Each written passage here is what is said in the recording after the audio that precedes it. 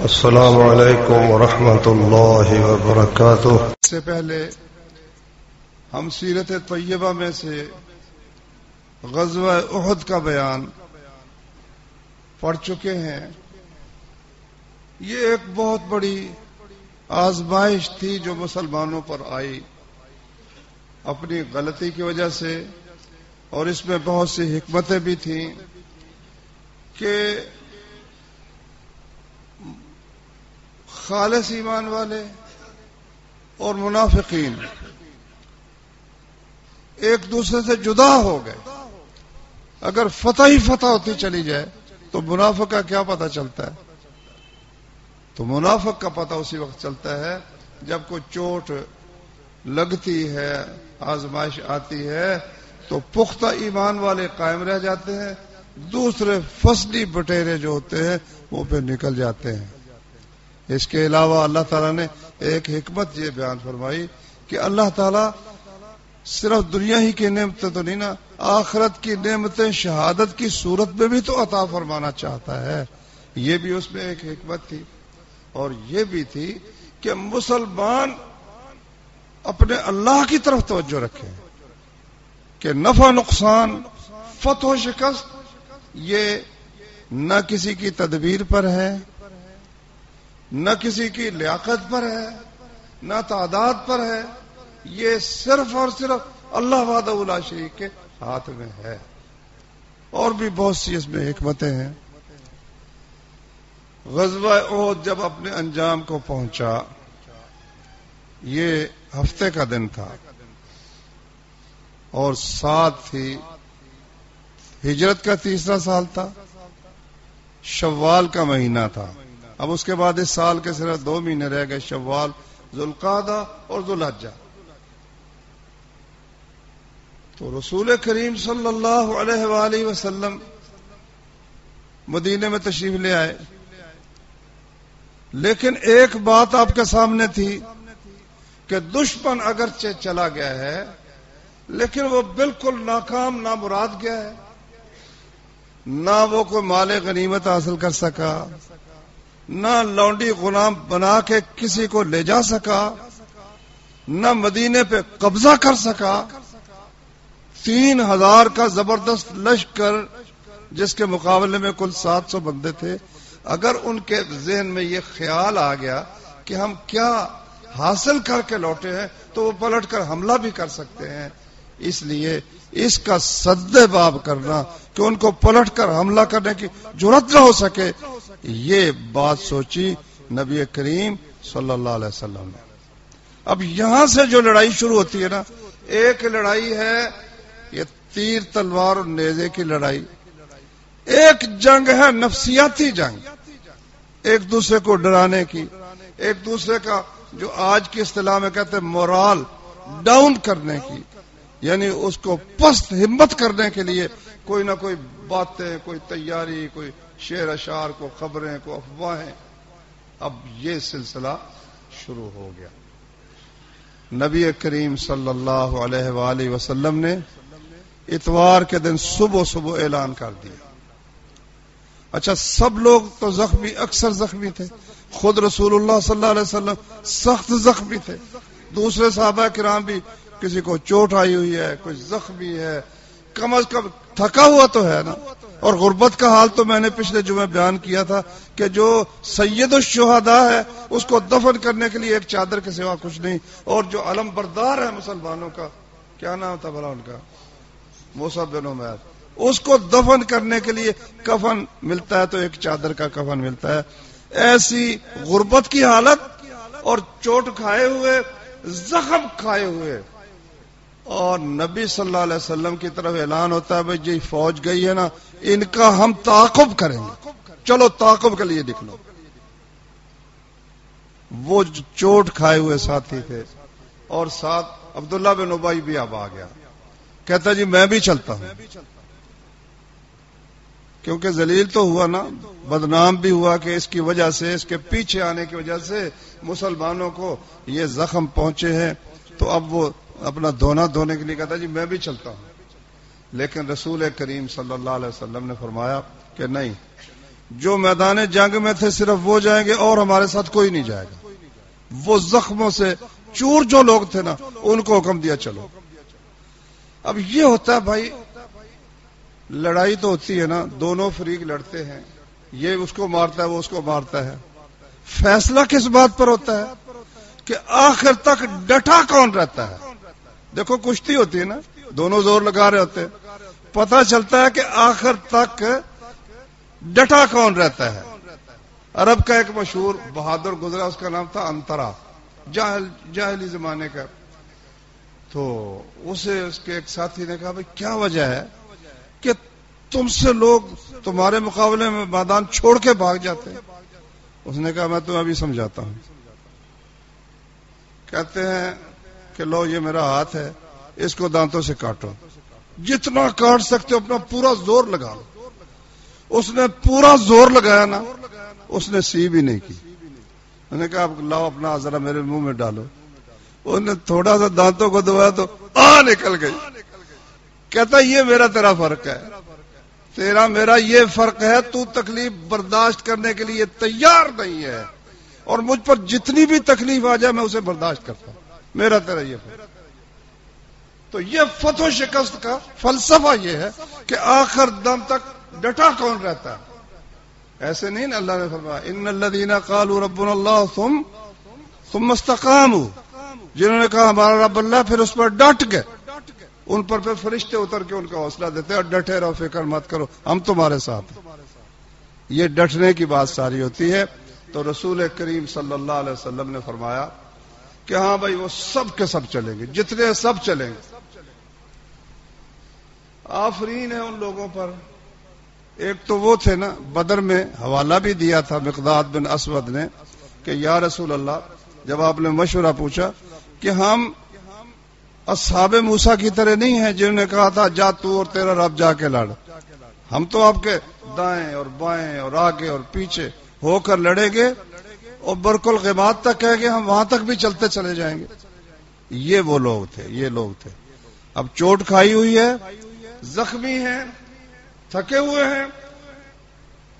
نبی صلی اللہ علیہ وسلم کا حکم تھا چلو، سب کے سب چل پڑتے ہیں. ایک صاحب نے البتہ ایک اور لیا بندہ ساتھ جو جنگ میں شریک نہیں تھے. یہ تھے جابر بن عبداللہ رضی اللہ عنہ. والد ان کے شہید ہوئے تھے.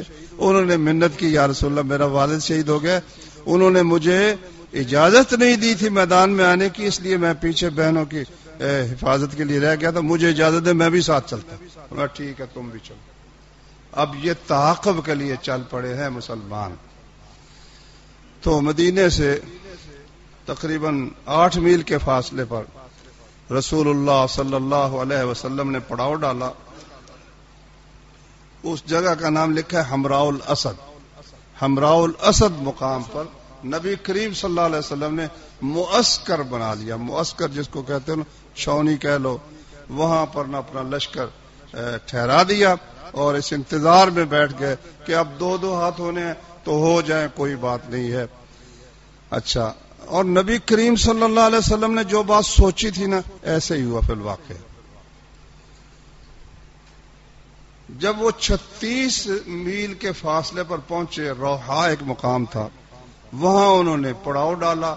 آپس میں اب بحث شروع ہو گئی، ایک دوسرے کو تانے دینے لگے. ایک نے کہا بھئی تم مکے سے چلے تھے، کس لیے چلے تھے؟ کچھ حاصل بھی کیا ہے؟ کوئی چیز کوئی دکھاؤ نا، کوئی حاصل کر کے آئے، کوئی قیدی لے کے آئے ہو، کوئی مال غنیمت لے کے آئے ہو، کوئی مدینے پہ تمہارا قبضہ ہو گیا ہے، کس لیے آئے تھے اور کیا کر کے جا رہے ہو؟ ابو سفیان اس میں پیش تھا، لیکن وہ جو جنگی مہم کا تھا نا زیادہ ذمہ دار وہ صفوان بن امیہ تھا. تو ارادہ ہو گیا بھئی چلنا ہے، واپس چلنا ہے، چل کے حملہ کرنا ہے. صفوان بن امیہ نے کہا بھئی تم ٹھیک ہے بچ کے آ گئے ہو، اچھا ہوا ہے، بچ کے آ گئے ہو، اچھا ہو گیا ہے، آرام سے چلو مکے چلتے ہیں. کیونکہ یہ دیکھ لو کہ محمد جب واپس گئے ہیں نا تو بہت سے لوگ آئے نہیں تھے میدان میں. اب ان کو بھی جب تان ملے ہوں گے وہ بھی سب کے سب شریک ہوں گے، اور تم پھر ان لوگوں کا مقابلہ نہیں کر سکو گے۔ یہ دونوں آپس میں یہ بحث ہو رہی ہے دونوں گروہوں کی۔ ایک گروہ کہتا ہے ہم نے حملہ کرنے کے لیے جانا ہے، دوسرا گروہ کہتا ہے کہ بھائی نہیں جانا چاہیے۔ اچھا، اس سے کچھ دن تھوڑی دیر پہلے ہی نا، ایک آدھ دن پہلے مکے کے قریب ایک قبیلہ رہتا تھا بنو خزاعہ۔ یہ لوگ نبی کریم صلی اللہ علیہ وسلم کے خاندان بنو ہاشم سے ان کا تعلق اور محبت ہی شروع سے ہی، کئی قبیلوں کی کئی قبیلوں سے محبت ہوتی ہے، تو ان کے مسلمان بھی اور ان کے کافر بھی رسول اللہ صلی اللہ علیہ وسلم سے اور صحابہ کرام سے تعلق اور محبت رکھتے تھے۔ اس قبیلے کا آدمی معبد بن ابی معبد الخزاعی، اس کو خبر پہنچی تو وہ کہیں قریب ہی تھا، تو تعزیت کے لیے رسول اللہ صلی اللہ علیہ وسلم کے پاس آ گیا۔ کہتا ہے اے محمد، آپ کو جو تکلیف پہنچی ہمیں اس کا بہت صدمہ ہوا ہے، ہمیں اس کا بہت صدمہ ہوا ہے۔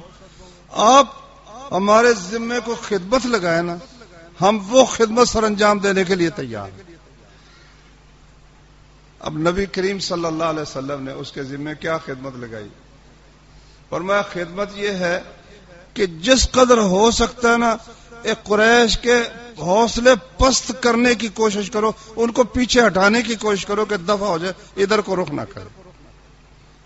یہ منزلوں میں منزلیں مارتا مارتا نا وہاں پہنچ گیا۔ وہاں یہ روحاء الاسد پر، حمراء الاسد پر یہ بحث ہو رہی تھی کفار کی آپس میں کہ واپس جانا ہے کہ نہیں جانا۔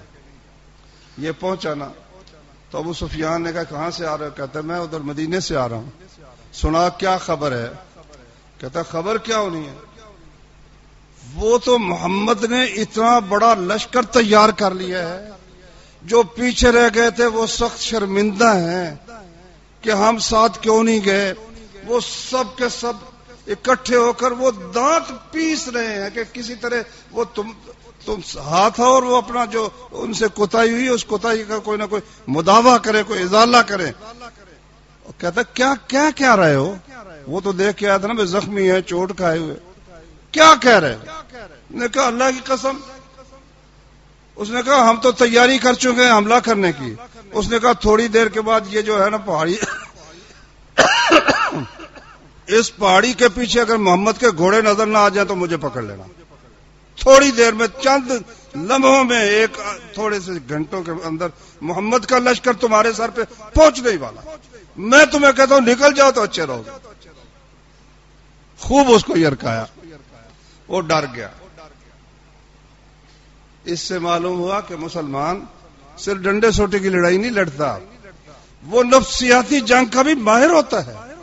دشمن کو ڈرا کے رکھنا، ایسے نہیں نہ فرمایا وَأَعِدُّوا لَهُم مَّا اسْتَطَعْتُم مِّن قُوَّةٍ وَمِن رِّبَاطِ الْخَيْلِ، آگے کیا ہے؟ تُرْهِبُونَ بِهِ عَدُوَّ اللَّهِ، دشمنوں کے لیے جتنی ہو سکتی ہے قوت تیار رکھو، گھوڑے باندھ کے رکھو، جس کے ساتھ اللہ کے دشمنوں کو ڈرا کے رکھو، اپنے دشمنوں کو بھی ڈرا کے رکھو۔ اور کئی ایسے ہیں جن کو تم نہیں جانتے، تمہارے اندر ہی ہیں، اندر سے تمہارے بے ایمان دشمن ہیں۔ جب تمہاری تیاری مکمل ہوگی تو وہ خوف زدہ رہیں گے، اٹھنے کی، سر اٹھانے کی جرات نہیں کر سکیں گے۔ تو معبد بن ابی معبد خزاعی نے ان کو اچھی طرح ڈرایا، لیکن وہ بھی ابو سفیان تھا، کوئی معمولی شخص تو وہ بھی نہیں تھا نا۔ ایک قافلہ جا رہا تھا مدینے کی طرف، وہاں سے گزر کہا تھی کدھر جا رہے ہو؟ اور مدینے جا رہے ہیں۔ کس لیے جا رہے ہو؟ اس لیے جا رہے ہیں کہ کوئی غلہ خریدنا ہے، وہاں کچھ چیزیں فروخت کریں گے، کوئی غلہ خرید کے لائیں گے۔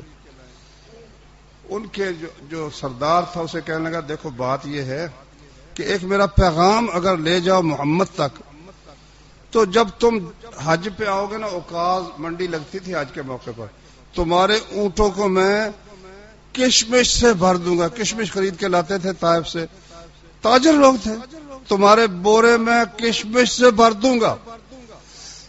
کوئی زیادہ کام نہیں، ایک پیغام تم نے پہنچانا ہے۔ اس نے کہا ٹھیک ہے بتاؤ۔ اس نے کہا پیغام تم نے یہ پہنچانا ہے کہ ابو سفیان اور اس کے ساتھی تم پر انہوں نے بہت بڑی فوج کٹھی کی ہے، پہلی فوج بھی تھی اور بھی جمع کر لی، بس وہ تم پر حملہ آور ہونے کے لیے آ رہے ہیں۔ اس قافلے نے جب یہاں پہنچا تو مسلمانوں کو یہ بات سنائی کہ لوگوں نے تمہارے خلاف بہت سی فوجیں جمع کر لی ہیں اور وہ تم پر حملہ آور ہونے کے لیے آ رہے ہیں۔ اب مسلمانوں نے کیا جواب دیا، مسلمانوں کی کیا کیفیت ہوئی، وہ کیفیت اور وہ جواب اللہ نے قرآن مجید میں ذکر فرمایا ہے۔ تو اس جواب کو اور ہماری جو اپنی کیفیت ہے، ان دونوں کا ذرا مقابلہ کر کے میرے بھائیو ہمیں دیکھنا چاہیے کہ ہم کہاں کھڑے ہیں اور وہ کس مقام پر کھڑے ہوئے تھے۔ اللہ نے فرمایا الذین استجابوا للہ والرسول، وہ لوگ جنہوں نے اللہ اور اس کے رسول کی دعوت پر لبیک کہی، رسول نے کہا نکلنا ہے، من بعد ما اصابہم القرح، حالانکہ وہ زخمی تھے، بہت سے زخم انہیں پہنچے ہوئے تھے، لیکن جب اللہ اور اس کے رسول نے انہیں دعوت دی، چلنے کے لیے کہا، تو انہوں نے اس پر لبیک کہا۔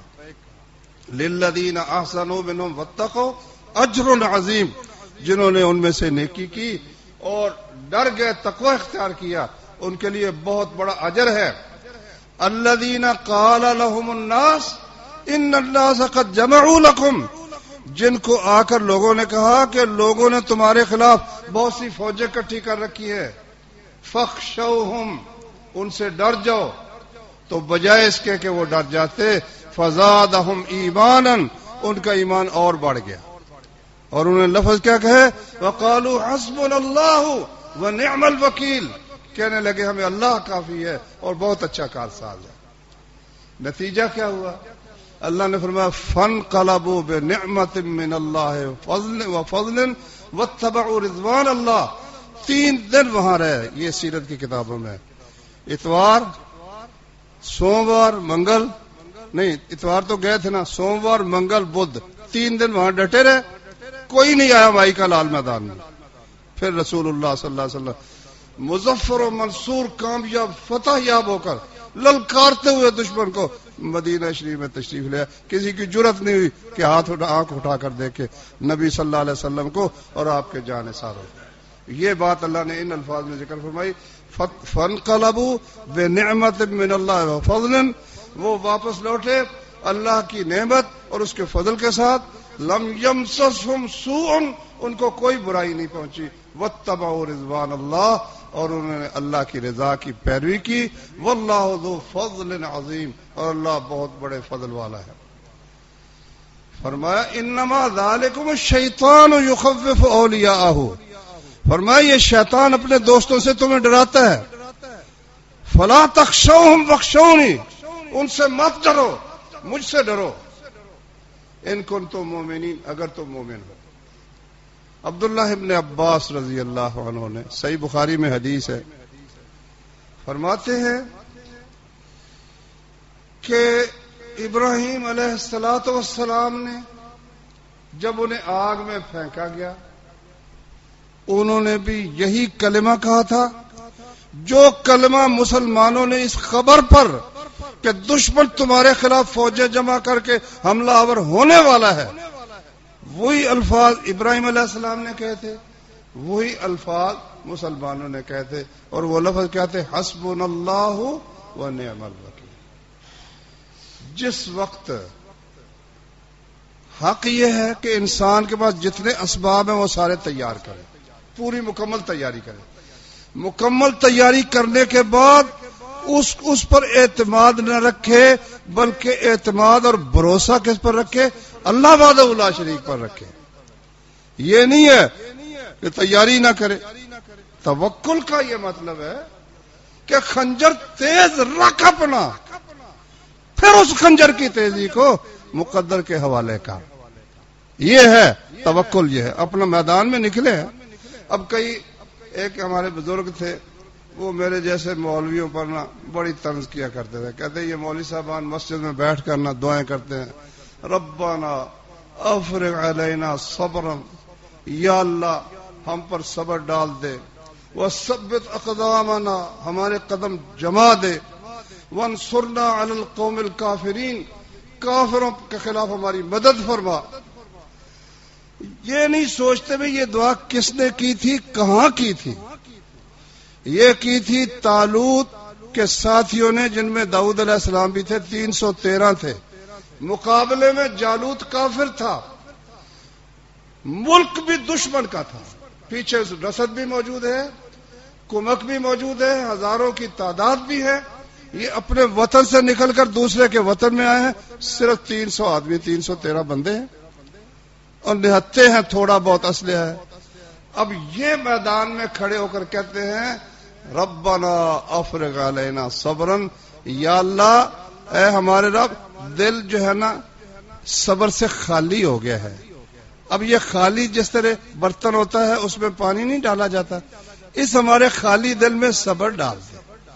افرغ کہتے ہیں ڈول کے ساتھ پانی ڈالنے کو، افرغ علینا صبر۔ یہ دل جو گھبرا رہا ہے کہ ہزاروں کی تعداد ہے، دشمن کا ملک ہے، ہم یہاں کیا کریں گے، ہماری تو بوٹیاں یہ کوے نوچ نوچ کے کھائیں گے، ہم کیا کریں گے، ہمارا دل گھبرا رہا ہے۔ افرغ علینا صبرا، اس خالی دل میں یا اللہ تو صبر ڈال دے، وثبت اقدامنا، اور ہمارے قدم جما دے، اور کافروں کے خلاف ہماری مدد فرما۔ پھر اللہ نے مدد فرمائی بھی نا، تو ہمارے بزرگ کہا کرتے تھے کہ مولوی صاحب تو مسیتیں کھلوتا ہے، مسجد میں تو کھڑا ہوا ثبت اقدامنا کہہ رہا ہے میرے قدم جما دے، تیرے قدم تو پہلے ہی جمے ہوئے، تیرے قدم اللہ تعالیٰ کیا جمائے، تو میدان میں نکل، جہاں کوئی دعا کی ضرورت ہو کہ اللہ ہمارے قدم جما دے، پھر تو اللہ سے کہے کہ یا اللہ یہاں تو تجھے صبر بھی میسر ہے، ماشاءاللہ صبح شام کھانا بھی میسر ہے، اور کوئی زخم بھی نہیں، کوئی چوٹ بھی نہیں ہے، یہاں اس دعا کا کوئی خاص فائدہ نظر نہیں آتا۔ اس کا فائدہ تو نظر آتا ہے جب میدان ہو، جب دشمن سامنے ہو، موت دکھائی دے رہی ہو، اس وقت پھر کوئی کہتا نا حسبنا اللہ و نعم الوکیل، ہمیں اللہ ہی کافی ہے۔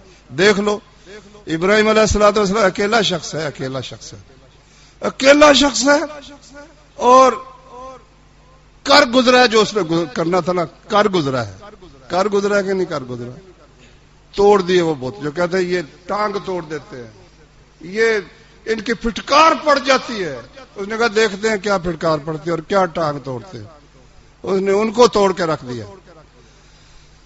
اللہ اکبر، جان کی قربانی دینے کے لیے تیار ہو گیا نا۔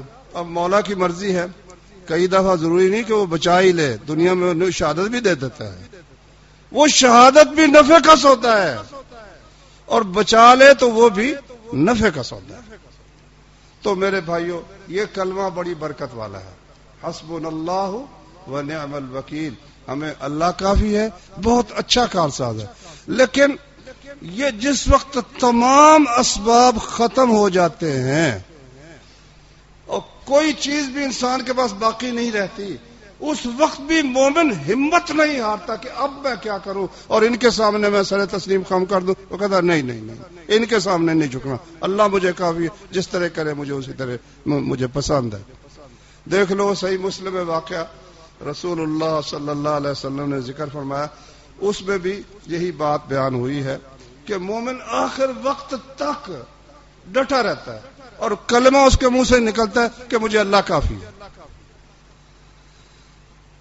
حضرت صہیب رضی اللہ عنہ کی حدیث ہے، وہ صحیح مسلم میں ہے، رسول اللہ صلی اللہ علیہ وسلم نے فرمایا کہ ایک بادشاہ تھا مشرک، تو اس نے ایک ساحر رکھا ہوا تھا، جادوگر، وہ اس کی سلطنت کے معاملات میں ان کی مدد کرتا رہتا تھا۔ اب بھی انٹیلیجنس جو جتنی ایجنسی ہے نا، یہ سب جادوگر بھی رکھتی ہے، مسلمان بھی رکھتے ہیں، کافر بھی رکھتے ہیں، ہندو بھی رکھتے ہیں، ان سے کوئی نہ کوئی کام اپنا دھوکہ دہی کا جو ہے وہ شیطانی وہ کام لیتے رہتے ہیں۔ جب وہ بوڑھا ہوا جادوگر، تو اس نے کہا کہ مجھے کوئی نوجوان دو اچھا ذہین سا، میں اس کو یہ سکھا دیتا ہوں، تمہارے کام آتا رہے گا۔ اس نے ایک ذہین سا لڑکا دے دیا، اب وہ روزانہ گھر سے جاتا جادوگر کے پاس جا کر وہ سیکھتا۔ ایک دن واپس آ رہا تھا، دیکھا ایک جگہ جمگھٹا ہے، تو وہ عیسائیوں کا دور تھا، تو وہاں لوگ جمع تھے. ایک راہب تھا، اللہ کا نیک بندہ تھا کوئی، وہ اندر چلا گیا، اس نے بات سنی، توحید کی بات سنی، اس کو اچھی لگی، وہ مسلمان ہو گیا. اب یہاں اس نے اس کا وقت کچھ گزرنے لگا، دیر ہونے لگی، جادوگر کے پاس جاتا تو دیر ہو جاتی، استاد سے بات کیجیے، جادوگر ناراض ہوتا ہے، وہ کہتا تم لیٹ آتے ہو. کہنا اس کو کہہ دیا کرو مجھے گھر میں ذرا دیر ہو گئی ہے، اور جب گھر میں دیر سے جاؤ تو کہو کہ وہاں مجھے نا استاد صاحب جو ہے جادوگر صاحب وہاں دیر ہو گئی ہے، کچھ وقت نکالتے رہو. لو جی وقت انہوں نے وہاں وہ سیکھتا رہا، اللہ کا دین سیکھتا رہا، اللہ کا کلام سیکھتا رہا. ایک دن وہ جا رہا تھا کہ راستے میں کسی کو خوفناک شیر تھا یا سانپ تھا، بہرحال کوئی ایسی چیز تھی جس نے رستہ روک رکھا تھا. وہ کہنے لگا کہ آج میں امتحان کرتا ہوں کہ ساحر کا دین ٹھیک ہے یا راہب کا دین ٹھیک ہے. پتھر اس نے پکڑا، کہتا یا اللہ اگر راہب کا دین ٹھیک ہے تو اس کو ہلاک کر دے. اس نے اسے مارا نہ تو وہ وہیں پر ڈھیر ہو گیا. تو اس کو یقین ہو گیا اور لوگوں میں شہرت ہو گئی کہ بھئی یہ نوجوان بہت بڑا جادوگر ہے، بڑا زبردست ہے. لوگ اس کے پاس آنے لگے، دعائیں کروانے لگ گئے. کوئی آتا میں بیمار ہوں، کوئی آتا مجھے یہ مشکل ہے. بادشاہ کا ایک وزیر نابینا ہو گیا تھا، اور نابینا ہونے کی وجہ سے وہ گھر بیٹھ گیا تھا. اس نے کہیں سے سنا تو وہ آیا، کہتا ہے کہ میں تمہارے پاس آیا ہوں، کو تحفے تحائف بھی لے کے آیا کہ یہ میری آنکھیں مجھے واپس دے دو.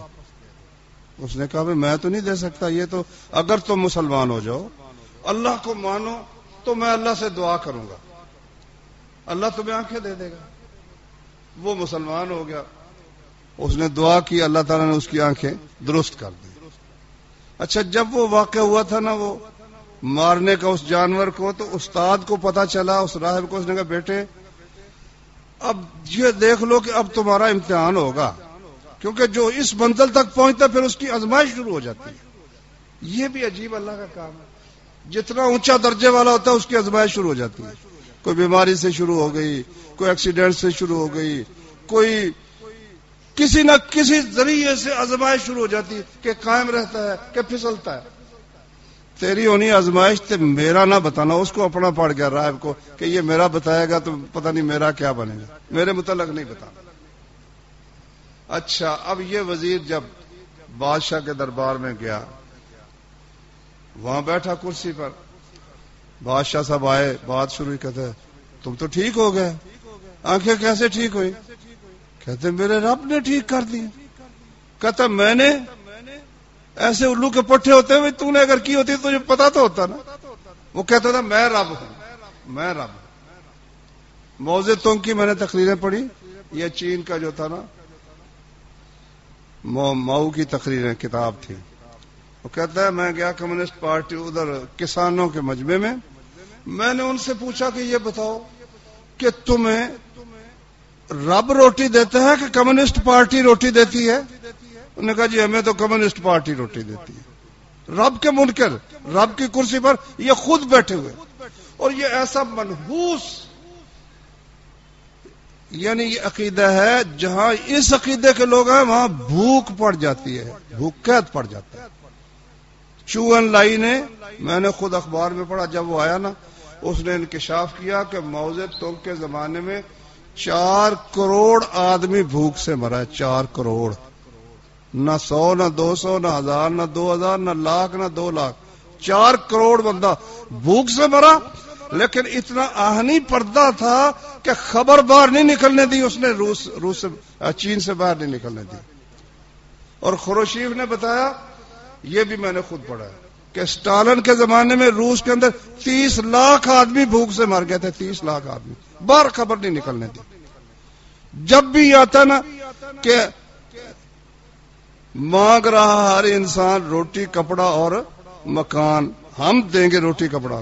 جب یہ لوگ آتے ہیں روٹی کپڑا مکان دینے والے، لوگوں کو روٹی کپڑا جو مل رہا ہوتا ہے وہ بھی ان سے چھن جاتا ہے.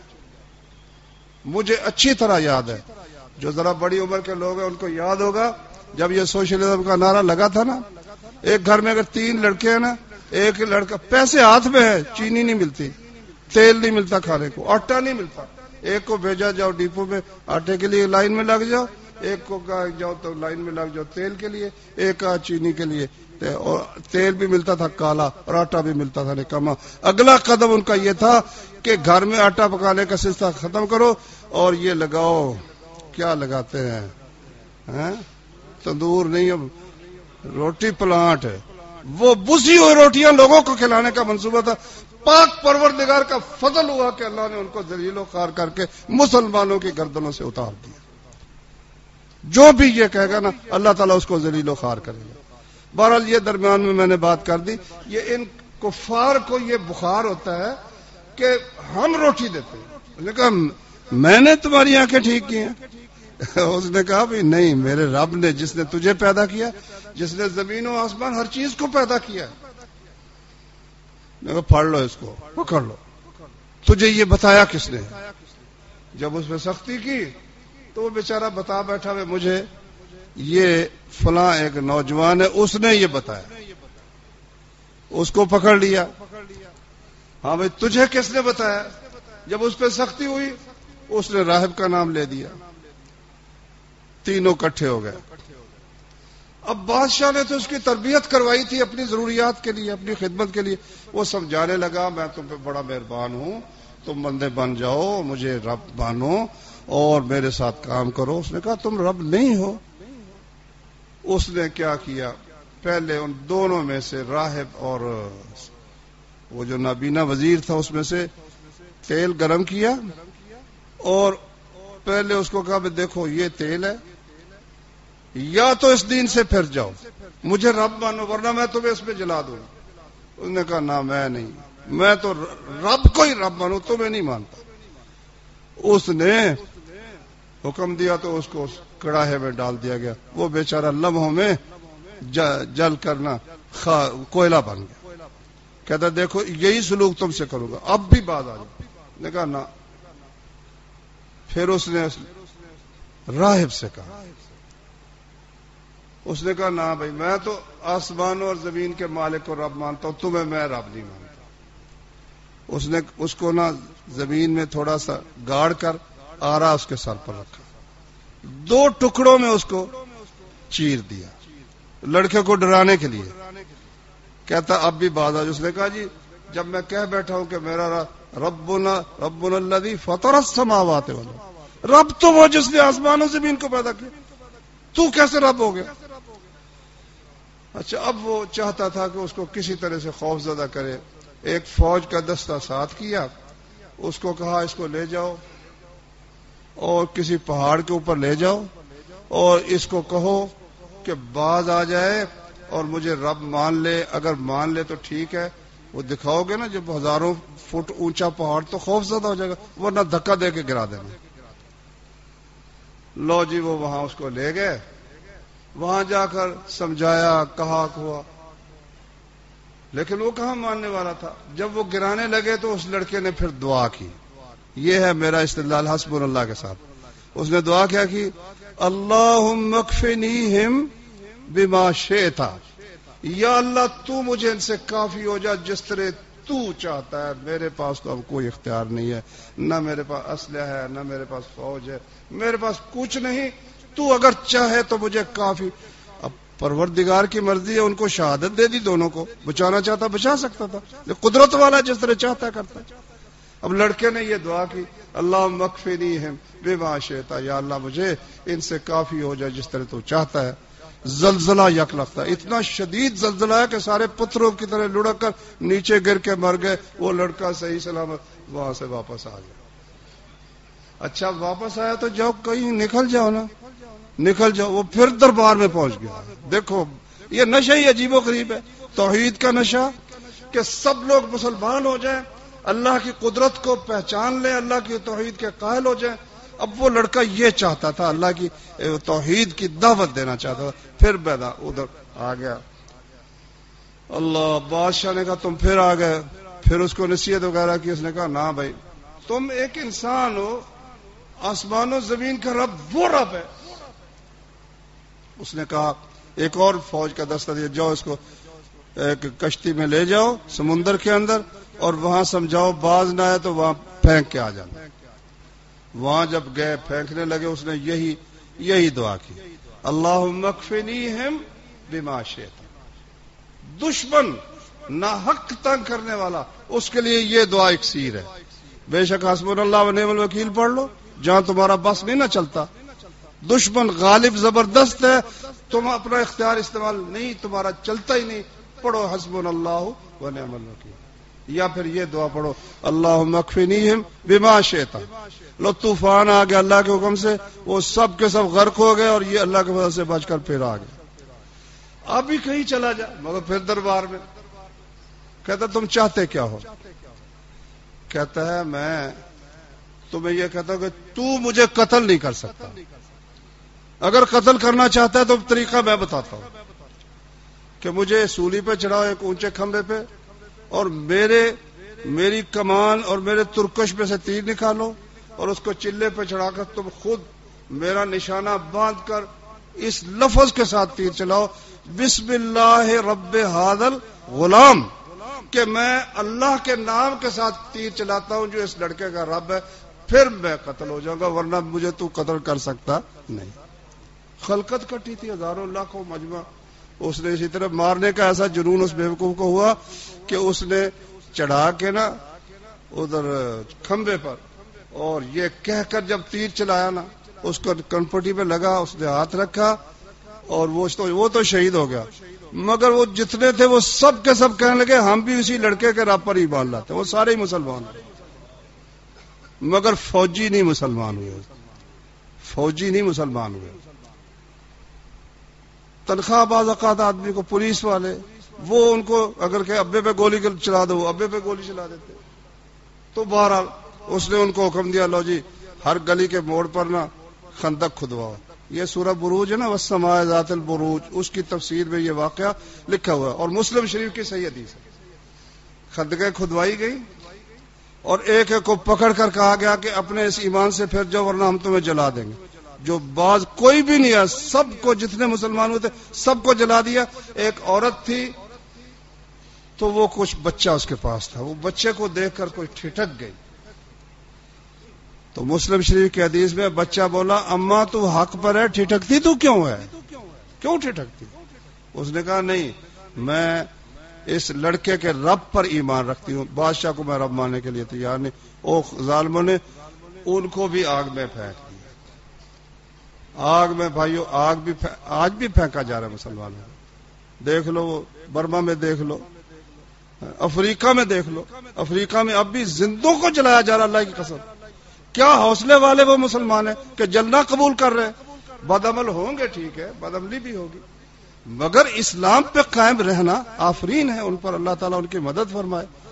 لیکن مسلمان وہ سنتے ہیں, ایک کان سے سنتے ہیں دوسرے کان سے نکال دیتے ہیں. ان کو اس کی اہمیت ہی نہیں ہے کہ دنیا میں مسلمانوں کو کلمہ اسلام کی وجہ سے, توحید کی وجہ سے آگ میں جلایا جا رہا ہے اور ان کو قتل کیا جا رہا ہے. اللہ تعالی ہمیں اپنے پاک پیغمبر صلی اللہ علیہ وسلم کے طریقے پر چلنے کی توفیق عطا فرمائے.